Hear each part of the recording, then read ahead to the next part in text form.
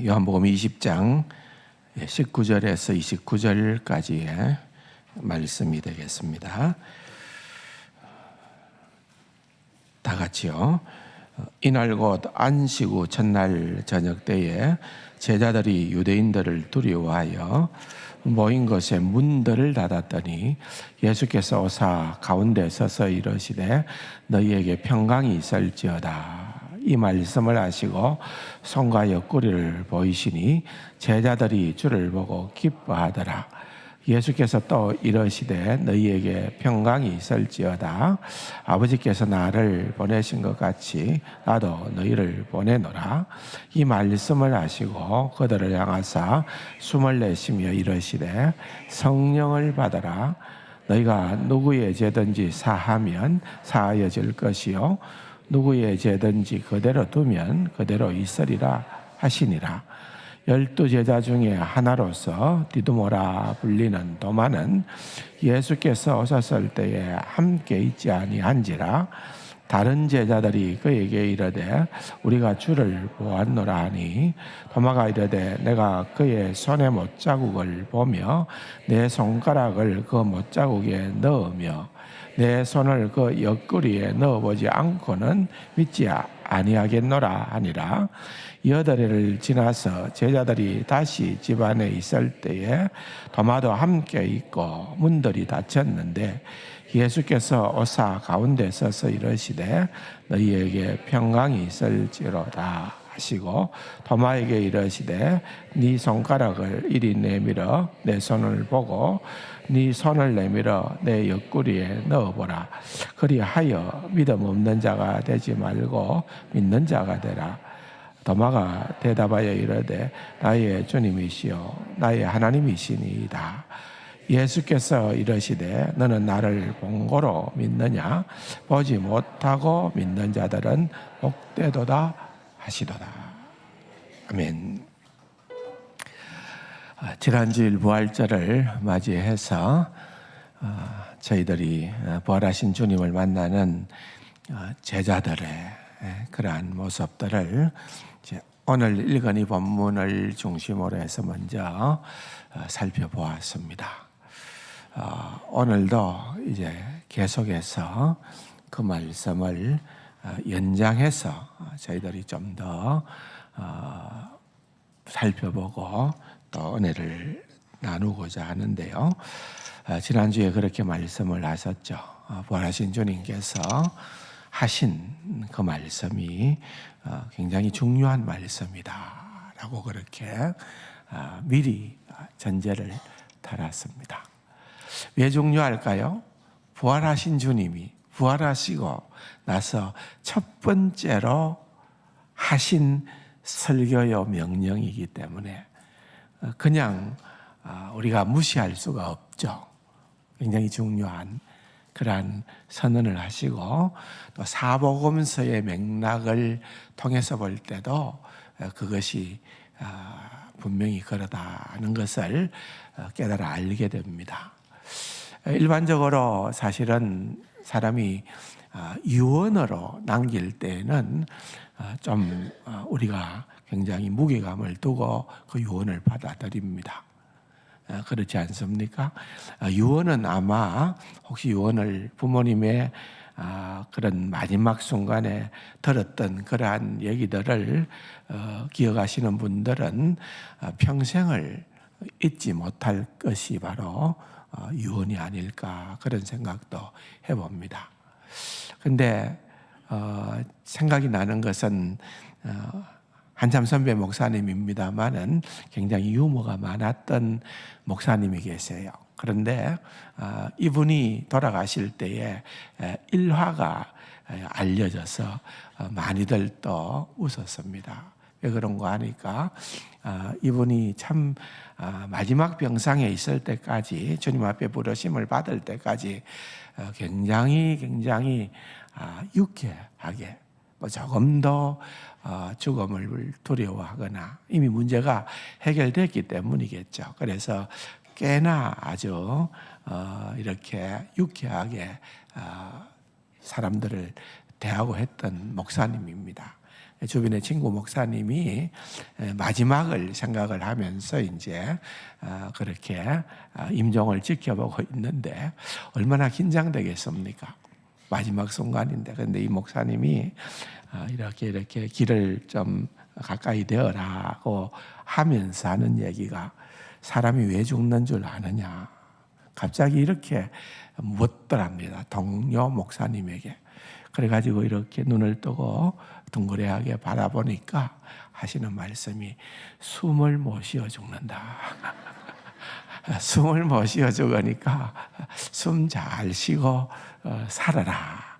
그렇게 얘기하시고는 하나님께로 부름을 받았다는 거예요. 참 어떻게 보면은 좀 뭐라 그럴까요? 조금 싱겁다 또는 농담이 지나치다 이런 생각을 하게 될는지 모르겠습니다만은 여유가 있어 보입니다. 왜냐하면은 중요한 얘기들은 이미 다 나누었겠죠. 그럴 정도가 됐다고 하면은 그만큼 마지막이 되어도 긴장하지 않고 또 믿음이 굳건하게 되어 있어서 그렇게 하지 않았을까. 그렇게 그 얘기를 듣는 순간에 한번 짐작을 해보았습니다. 어쨌든 유언이라고 하는 것은 정말 모두에게 있어서 각별한 거죠. 마찬가지로 주님은 우리와는 다르게 또한 죽음의 권세를 이기시고 부활하셨기에 부활하시고 주님께서 나타나셔서 주신 말씀이기에 그 말씀은 우리가 집중해서 물론 그 말을 직접적으로 들었던 사도들이나 현장에 있었던 그러한 주님을 따르던 사람들은 말할 것도 없거니와 우리도 역시 그 부분을 주목할 필요가 분명히 있다. 그렇게 생각을 해보는 것입니다. 이 본문을 우리가 읽어보았습니다만은 19절에서 29절에 보면은 19절과 21절과 26절에서 예수님은 제자들에게 말씀을 하십니다. 평안할지어다, 평안할지어다, 평안할지어다. 동일한 말씀을 3번씩이나 그렇게 얘기를 합니다. 굉장히 당황을 했겠죠. 이게 긴가민가, 꿈인가 생신가, 정말 살아나신 것은 맞는가? 여러분, 그런 아직까지도 좀 모든 의심이 다 지워지지 않은 그런 상태였을 거예요. 그러다 보니까 너희 너무 그렇게 당황스러워해서도 말고 또 흥분해서도 말고 또 너희들은 너무 충격을 받지도 말아라. 이게 내가 얘기한 대로 너희에게 나타난 것이다 라고 하는 그러한 주님의 어떤 모습으로 나타나셔서 주님께서는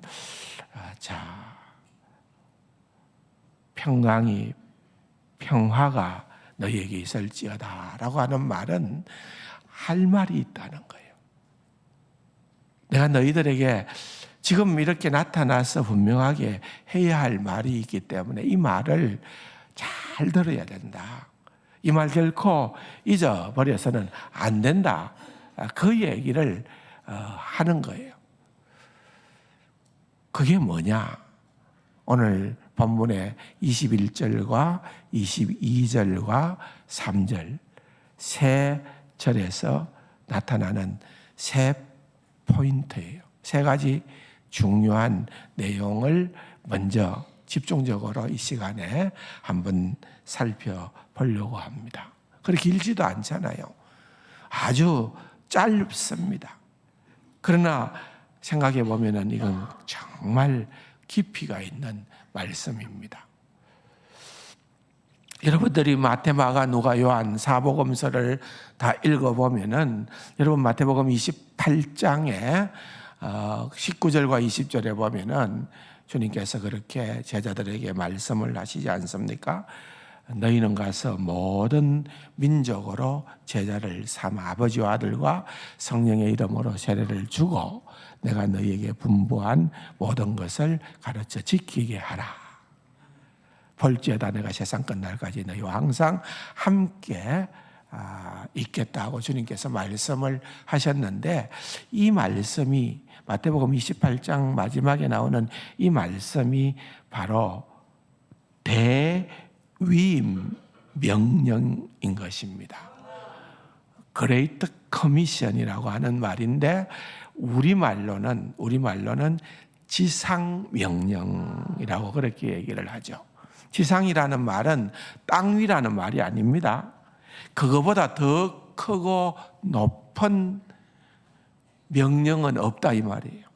지상, 가장 최고의, 가장 최종적인, 가장 중요한 명령이다 그래요. 그걸 지상명령이라고 하는데, 그렇게 중요한 명령이라면은 그 명령을 제자들이 받았고 그 명령대로 그들이 죽기까지 명령을 쫓았잖아요. 근데 오늘 본문에도 바로 그 내용이 시작됩니다. 그 지상명령이 약간은 단순한 형태이지만은 마태복음 28장에도 보면은 너희는 가라고 하는 거예요. 너희는 가서 복음을 전하여서 그들을 가르쳐서 제자를 삼아라. 그렇게 주님께서 말씀을 하셨는데 오늘 이 본문에도 보면은 바로 그 내용입니다. 21절의 말씀이 바로 그것을 얘기하고 있는 것입니다.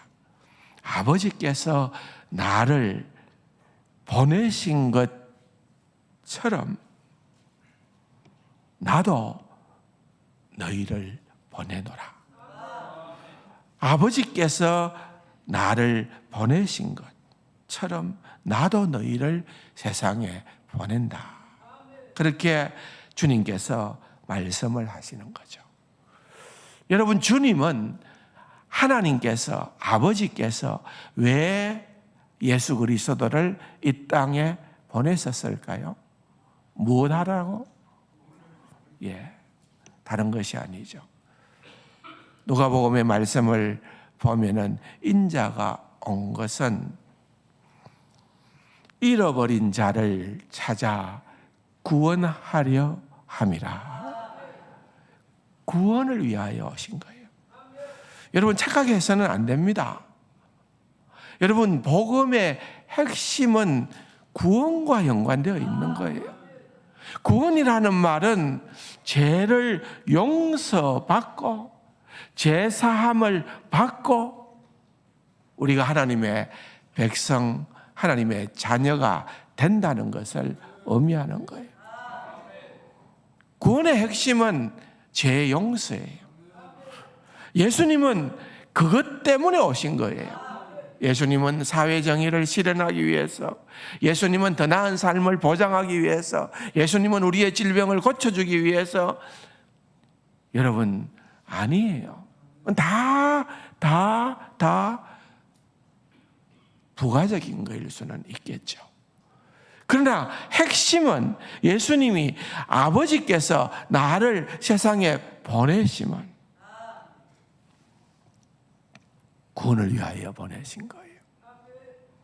그러므로 나도 너희를 똑같이 세상에 보낸다라고 할 때에는 여러분, 그것은 우리도 그 구원을 선포하기 위해서, 우리 주 예수 그리스도만이 우리의 진정한 구원자가 되심을 증거하기 위해서, 그렇게 우리는 주님을 선포하기 위하여 보내심을 받은 자들이다, 그 말입니다.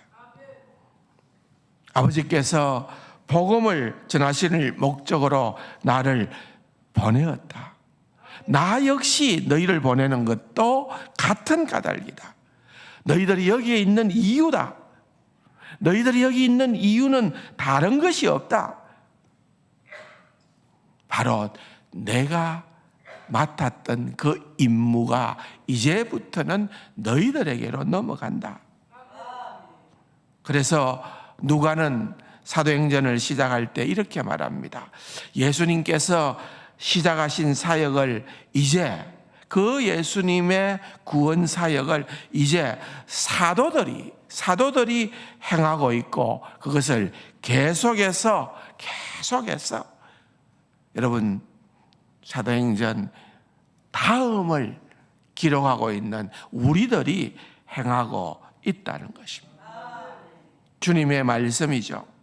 나는 의인을 구원하려 함이 아니라 죄인을 불러 회개시키려고 왔다. 그 일을 위하여 성부 하나님께서는 성자 예수님을 이 땅에 보내셨다.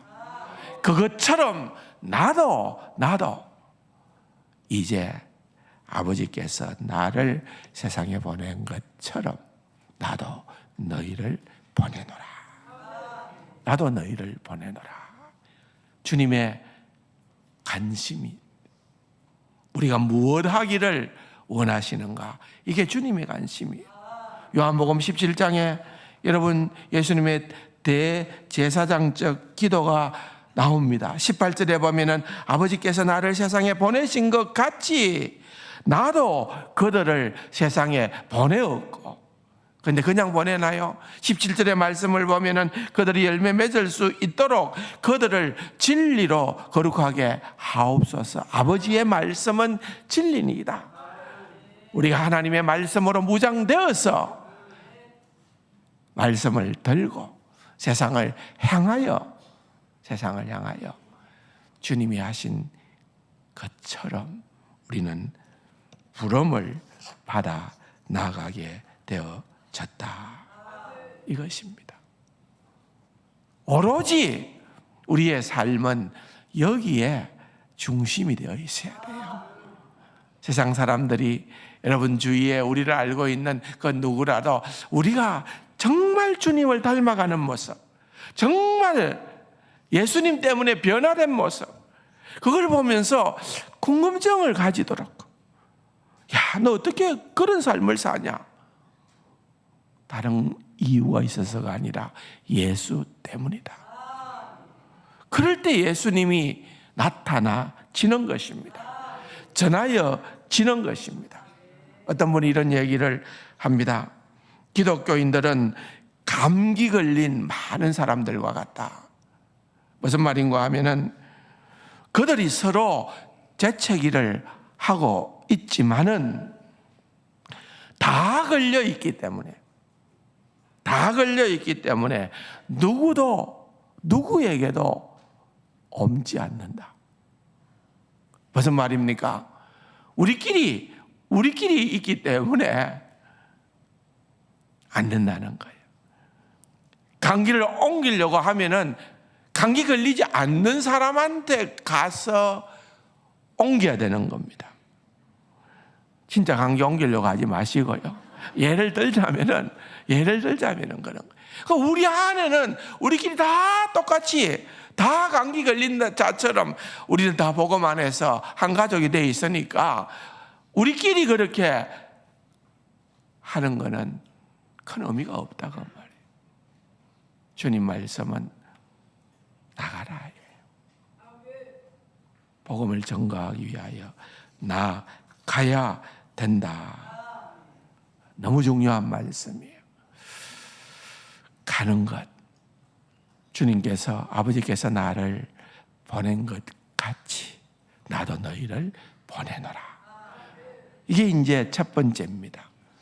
두 번째는 22절입니다. 여러분 22절 말씀을 같이 읽어볼까요?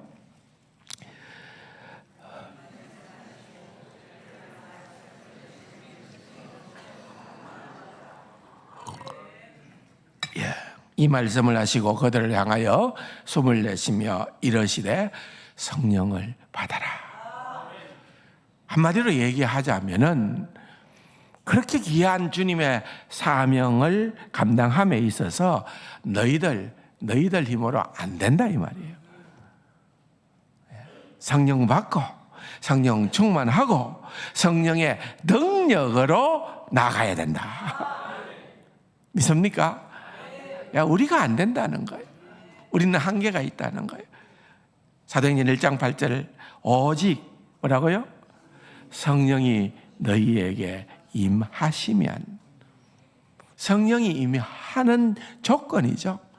성령이 임해야만 너희가 권능을 받고 예루살렘과 온 유다와 사마리아와 땅 끝까지 이르러 뭐가 된다? 내 증인이 되리라. 전하는 자가 된다는 그 말이에요. 결국은 이 일을 효율적으로 진짜 제대로 감당을 하기 위해서는 우리의 자연인으로는 안 되기 때문에 우리는 늘 성령에 사로잡힌 자가 되어야 되기 때문에, 여러분, 하나님이신 예수님도 공생의 사역을 열 때에 여러분 복음서를 보면은 그분이 세례를 받으시고 공생의 길을 처음 열 때에 성령께서, 하늘이 열리고 성령께서 비둘기처럼 임했다. 주님도 성령의 능력으로 일을 하시는 거예요. 성령께서 말씀하시는 것을 증거하기 위하여 애를 쓰신 거예요. 그렇기 때문에 마태복음에서 12장 31절에 너희가 나를 거절할 때는 곧 너희는 성령을 못 오가는 것이다. 왜? 내가 성령대로 하고 있기 때문에. 너희들이 나를 거절하는 것은 곧 성령을 거절하는 것이다. 그 말이에요. 여러분, 명확합니다. 주님의 말씀은 아버지께서 예수님을 세상에 보내신 것처럼 예수님은 우리를 보내십니다. 아버지께서 예수님께 성령으로 능력을 부여하신 것처럼 예수님께서는 우리에게 성령으로 능력을 주십니다. 그러므로 여러분, 우리는 그냥 나아가는 자가 아니에요. 요한복음에 14장, 15장, 16장 계속 보면은 내가 가면 성령을 보내겠다. 내가 가면은 성령의 모습으로 돌아올 것이다. 내가 가는 것이 너희에게 더 유익하다. 왜냐하면은 성령이 너희 안에 있기 때문에 그분이 너희를 진리로 인도하고 나에 대한 모든 것을 가르칠 것이기 때문이다. 그렇게 얘기를 하는 거예요. 성령으로 충만하기를 사모하시기 바랍니다. 그렇게 돼야 진짜 배기가 되는 거예요. 진짜 그리스도인은. 여기에 보면은 특별한 표현이, 특이한 표현이 등장을 하는데 그냥 성령을 받으라가 아니고 주님께서 숨을 내쉬며. 이게 뭘까요? 이게 창조의 제스처입니다. 여러분, 창세기에 보면은 하나님께서 아담을 만드실 때에 그 코에다가 생기를 불어 넣으시니 사람이 생명이 된지라. 그렇게 성경은 기록하고 있는 거예요. 하나님께서 생기를 그 코에 불어 넣으시니 그런 의미예요. 여러분, 이것은 그야말로 생명이 주어지는 거예요. 에스겔서 36장, 37장에 나타나는 마른 뼈의 환상에도 보면은 결국은 그 마른 뼈가 일어나서 군대를 이루게 될 때에는 생기를 부어서, 생기를 불러서 그와 같은 역사가 일어나게 되는 것을 보게 되는 겁니다.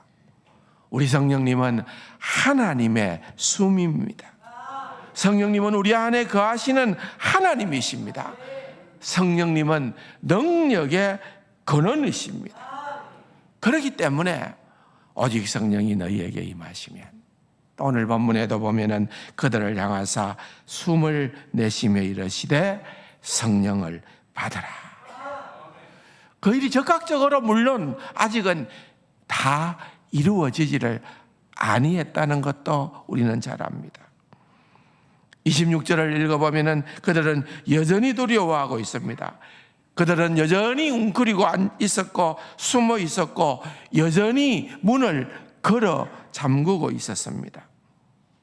그러기에 우리 주님께서 오셔서 또 말씀하십니다. 너희에게 평강이 있을지어다. 여러분, 주님의 평강이 임하여 주님 주시는 그 평강, 주님 주시는 그 기쁨, 주님 주시는 그 넘치는 사랑이 이미 임했다고 하면은 여러분 요동할 이유가 없겠지요. 그런데 아직 그것을 충분하게 누리지 못하고 있는 거예요. 아직 그때가 되지를 아니했던 상태입니다. 그래서 그 다음 21장, 요한복음 21장 12절에 보면은 그들의 양면성을 볼 수가 있는데, 제자들이 있는데 주님께서 나타나셔서 와서 조반을 먹으라 하시니 제자들이 주님이신 줄 아는 거로 당신이 누구냐 감히 묻는 자가 없더라. 주님을 알았다는 거죠. 주님을 알았지만은 여전히 약간은 혼동스러운 그런 상태입니다. 그 이유는 아직도 그들에게 성령이 임하지 않았기 때문에, 성령의 약속을 받았지만은 아직까지 성령이 임하지 않았기 때문에 그런 거예요. 물론 그 후에 사도행전 1장 8절에 약속의 말씀대로 성령이 오순절날 그들에게 임하게 되어지자 사도행전 2장부터 펼쳐지는 그런 진짜 정인의 삶을 그들이 두려움 없이 목숨을 걸고 그렇게 담대하게 진리를 전파하게 된 거예요. 누구도 두렵지가 않습니다. 세상의 군왕들과 그 어떠한 권세자들도 두려워할 이유가 없는 거예요. 두려워할 이유가 없는 거예요.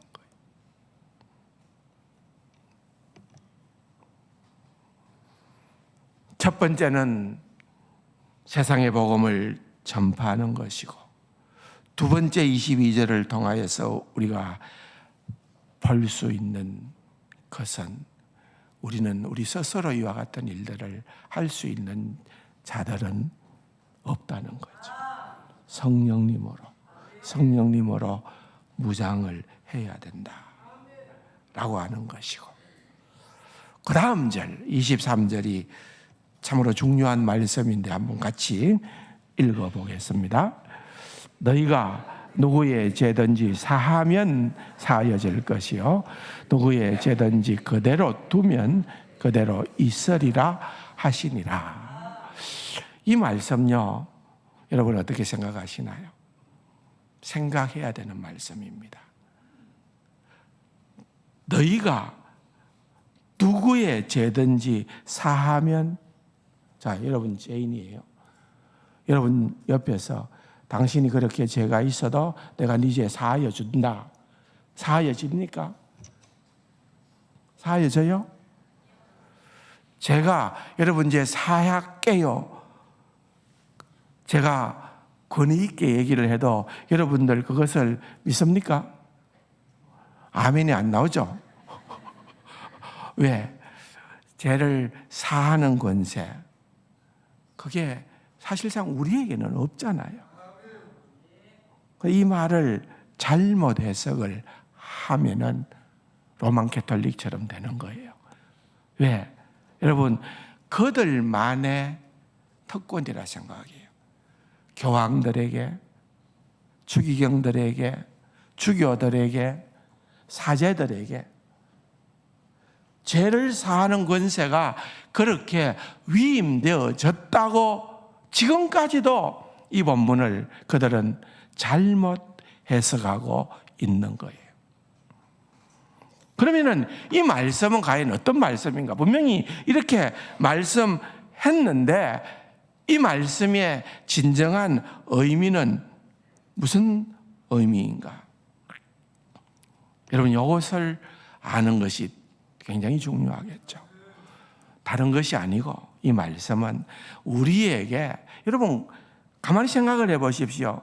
이 말씀을 들었던 그 방에 있었던, 다락방에 있었던 이들은 사도들만 있었습니까? 아니잖아요.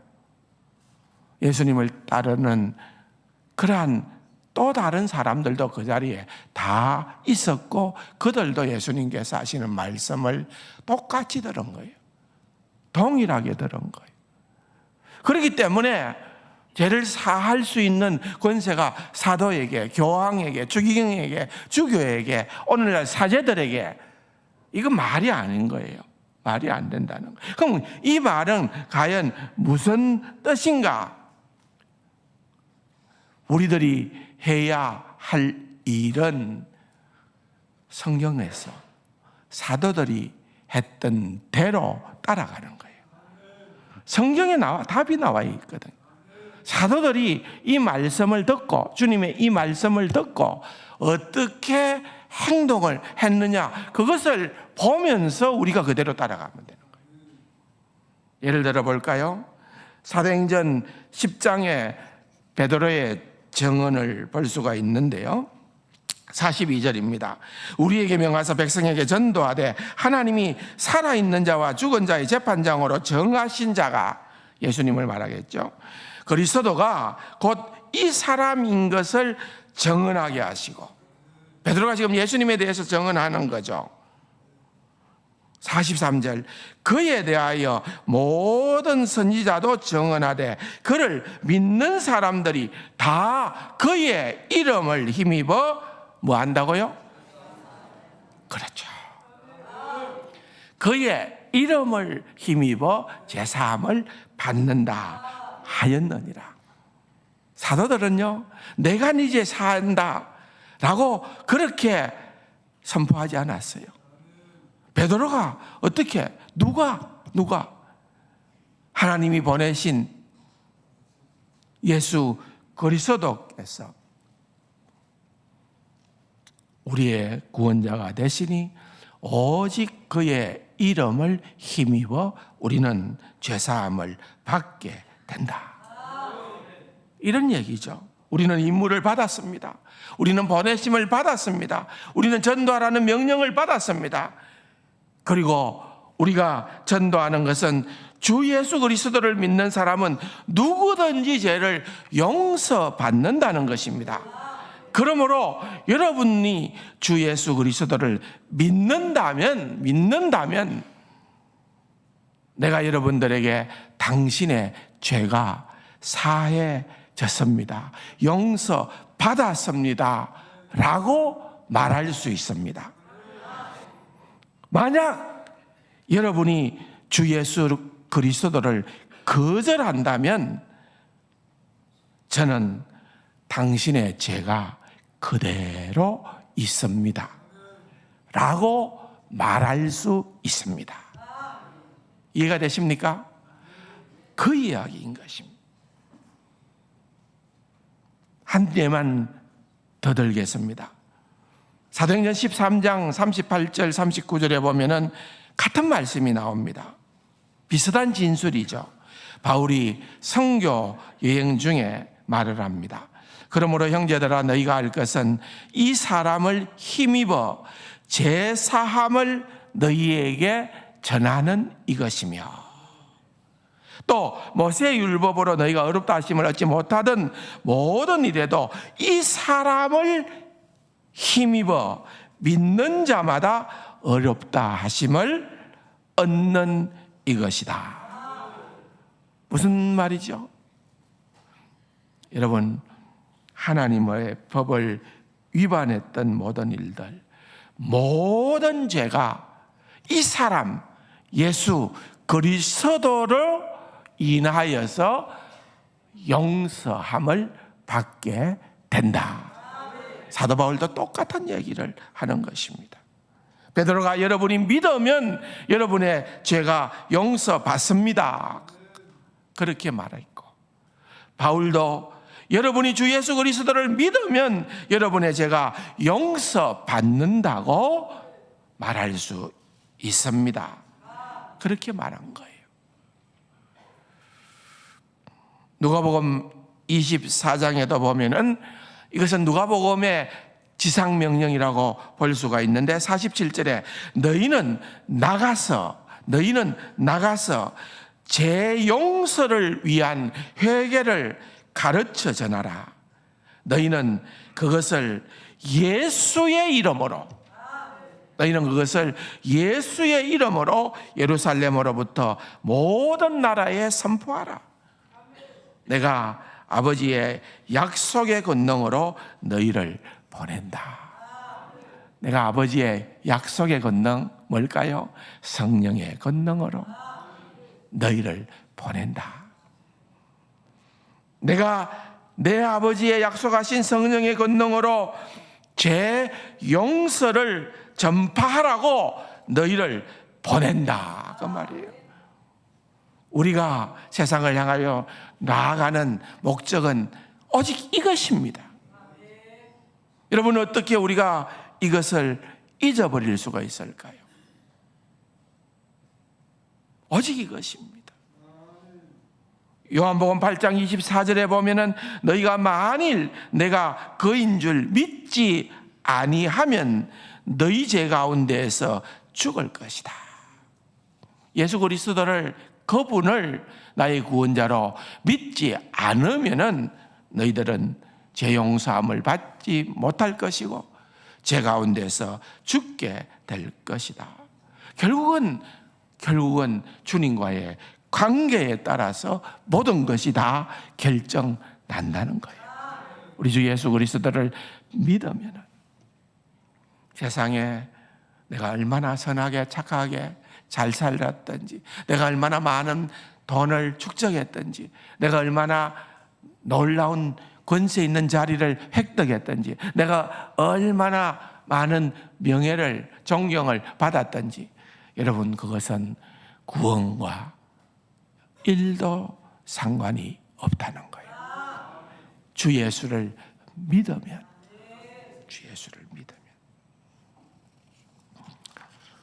이게 바로 복음인 줄로 믿습니다. 복음은 물질적인 축복에 관한 것도 아닙니다. 복음은 여러분들의 문제 해결에 관한 것도 아닙니다. 복음은 좋은 기분을 위한 것도 아니고, 복음은 여러분들의 꿈과 목표를 이루기 위한 것도 아닙니다. 그런 것과는 상관이 없습니다. 한번 따라할까요? 복음은 그리스도를 믿고 회개하는 것으로 죄 용서를 받는 것입니다. 아멘. 이게 복음이에요. 복음의 핵심은 다 이것입니다. 복음은 더 나은 삶을 위한 것도 아닙니다. 복음은 어렵게 사는 것이 무엇인가 얘기하는 것도 아닙니다. 복음은 만족한 삶을 살기를 원합니다. 그것도 아닙니다. 복음은 죄와 심판과 지옥에 가는 것입니다. 복음을 통하여 죄 문제를 해결하는 것.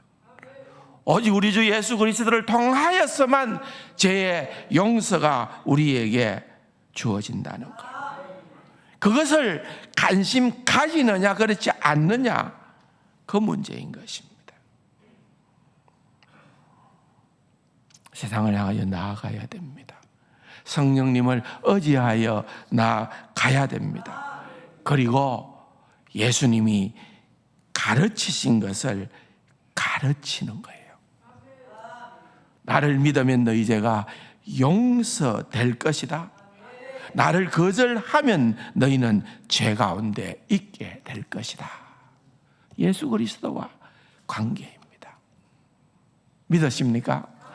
이것이 바로 주님께서, 부활하신 주님께서 나타나셔서 간단하지만은, 단순하지만은 너무나도 심오하게 우리에게 주시는 그러한 명령이요 설교의 말씀입니다. 이제 오늘 본문을 마무리하겠습니다. 도마는 주님의 이 가르침을 듣지를 못했죠. 왜 듣지를 못했나요? 그 자리에 없었기 때문에요. 여러분, 말씀드릴 것이 있는데요, 교회 안에 있지 않는 것은 나쁜 일입니다. 도마가 그랬잖아요. 교회 안에, 예수 믿는 공동체 안에 없었어요. 꼭 머무시기를 바랍니다. 내 기분 따라 오늘 많이 제낀다. 이라 하지 말자 이거예요. 예. 24절 25절 12 제자 중 하나로서 디두모, 상동이라는 뜻이죠. 디두모라 불리는 도마는 예수께서 오셨을 때에 함께 있지 아니한지라 다른 제자들이 그에게 이르되 우리가 주를 보았노라 하니, 참 여러분, 그동안에 되어졌던 수많은 몇 주간의 이야기들이 여기에 다 담겨 있는 거예요. 그 모든 얘기가 꾸며낸 이야기가 아니라 예수 그리스도께서 부활하셨다는 확실한 사실을 얘기하는 거예요. 이제 마지막으로 10명의 다른 제자들의 증언도 보게 됩니다. 그런데 도마는 그것을 믿지를 않는 거죠. 도마가 이르되 내가 그의 손에 못자국을 보며 내 손가락을 그 못자국에 넣으며 내 손을 그 옆구리에 넣어보지 않고는 믿지 않겠노라. 여러분, 이건 아주 중요한 말입니다. 도마는 그리스도가 육체적으로 살아나지 않는다면은 나는 믿지 않겠다, 그 말인 것입니다. 그러자 이제 8회가 다음 주일이 됐다 이 말입니다. 제자들이 다시 집 안에 있을 때 도마도 함께 있고 문들이 닫혔는데 주님이 또 전에처럼 벽을 뚫고 문을 뚫고 자연스럽게 나타나시는 거죠. 이러시되 너희에게 평강이 있을지어다 하고, 아마 그때쯤은 도마와 제자들이 뭐 했을 것 같아요? 제법 실랑이를 하고 있었을 것 같아요. 야, 우리는 부활하신 주님 봤다. 그래? 못 믿겠는데? 자기들끼리 꽤나 이렇게 실랑이가 있었을 것 같아요. 그런데 27절에 보니까 나타나신 주님께서 도마에게 이르시되, 여러분, 저는 이 말씀이 너무 좋은 거 있죠. 참 어떻게 보면은 조금 그래요, 도마는. 근데 여러분, 주님이 도마를 제끼지를 않아요. 그 한 명을 위하여 등장하시는 도마. 개인적인 돌보심을 볼 수가 있습니다. 네 손가락을 이리 내밀어서 내 손을 보고, 아마 도마가 다 하고 싶은 대로 다 했을 거예요. 상처난 부위들에 만져보기도 하고 옆구리에 손가락을 넣어보기도 하고, 그리하여 믿음 없는 자가 되지 말고 믿는 자가 되라. 다 해보고 나서 도마가 이제는 충분합니다. 주님 28절 다 같이 한번 읽어볼까요? 나의 주님이시여 나의 하나님이시니라. 여러분, 이게 우리 주님의 부활의 최종 증거가 되는 말씀입니다. 주님은 까칠까칠한 도마, 그렇게 표현해도 될까요? 예. 그래도 주님은 외면치 않으시고, 주님은 개인적으로도 만나주시고, 부활하신 모습을 나타내 보여주시고, 역사에 의하면 도마는 복음을 위하여, 주님을 전가하는 일을 위하여서 인도에서도 또 상당한 전성에 의하면 정말 막중한 임무를 잘 감당했던 그러한 분으로 소개가 됩니다. 그 내용들은 한번 책자들이 있으니까요, 한번 참고를 해보셔도 좋겠다, 그런 생각을 합니다만은 어쨌든 도마조차도 그렇게 주님께서 품으셔서 하나님의 놀라운 정인으로 삼아주셨음을 기억을 하면서 오늘 나도 도마와 같은 나도 어쩌면 도마보다 더 못한 나도 주님께서 외면치 않으시고 나를 만나주시고 나를 사랑하시고 나를 하나님의 자녀 삼아주시고 그 모든 것들을 우리는 보지 않고도 믿는 자가 되게 해주시고 하나님의 말씀을 통하여 믿게 해주시고 이 놀라운 은혜 가운데 우리를 불러주셔사오니 정인되는 삶으로 더욱더 부활의 정인 되시는 우리 세상 가족들이 다 될 수 있기를 주님의 이름으로 축원합니다. 좋으신 아버지 하나님 감사합니다. 말씀을 내게 주시는 하나님의 말씀으로 믿고 부활의 정인 되는 귀하고 복된 우리 세상 가족들 다 되게 하여 주옵소서. 존귀하신 예수님의 이름으로 감사기도 드립니다. 아멘.